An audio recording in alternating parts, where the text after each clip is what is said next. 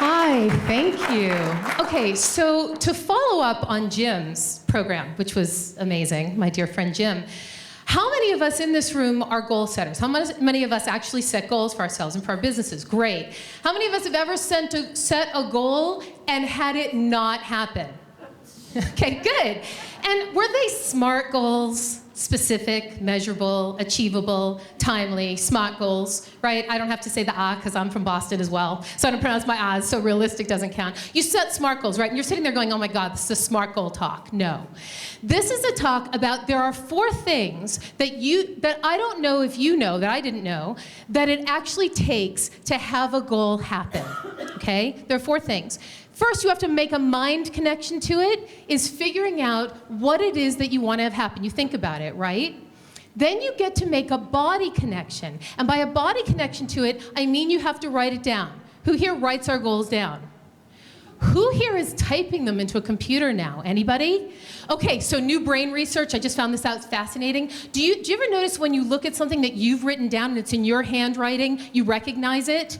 Do you know there's an actual brain connection when you write a goal down and you see it in your own handwriting? It lands in a different part of your brain and means more than if you type it. So make the body connection to your goal.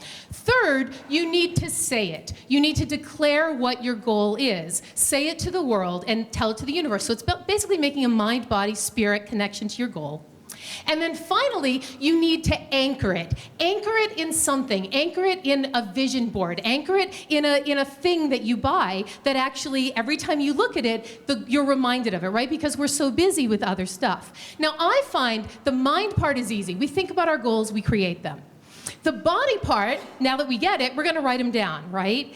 It's the saying it part that's challenging because some of us don't like to say our goals to other people because we think if we tell people what our goals are, they will think that we're insane. Right? Okay, so one of my big goals is to be on a panel with Bill Maher. Now, I don't know how you feel about him, but I am going to someday be on a panel moderated by Bill Maher. The reason I say that out loud is threefold. 1, I get to actually say it and say it to the universe. 2, there's somebody in this room who lives next door to him or know his producer, so you'll introduce me. And 3rd, it's because saying it makes it real. So what I want to do now is give you a template that you can take over any business goal you have. I want everybody right now to think about one of your business goals, one of the goals that you have, and I actually want to take some sanity and put it on top of your goals. Here are the 6 things that you need to have a goal happen. And any of those goals that we thought about before that didn't happen, one of these pieces was missing. Ready? The S stands for support. What support does your goal need in order to manifest? What financial support does it need? What group support does it need? What research does it need? What support does this goal need in order to happen? Okay? Next one, action. What is the one next step that you have to take in order to have this happen? And the cool thing about the life that we're living in now, the time we're living in, it's usually as simple as a phone call, an email, or even just a post on Facebook. Hey, I'm thinking about doing this. Anybody know how to make it happen? It is shocking what you'll get back, okay? This one's my favorite. You have to say no to something that you already have to get something new. My favorite quote in the world goes, "The space for what you want in your life is already being filled with what you're willing to settle for." So what is it that you are going to say no to in order to have this manifest? Okay? You've got to create the space for it. This one's a fun one. Integration, are all of the parts working in the same way?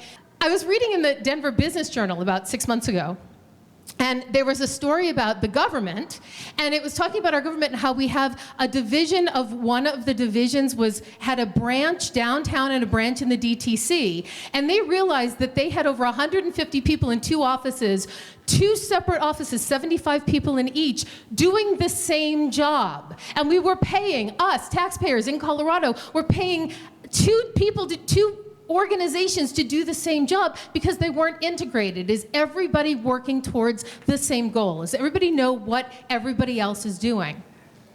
The T stands for trust. 2 parts to this. A, do you trust that it can actually happen?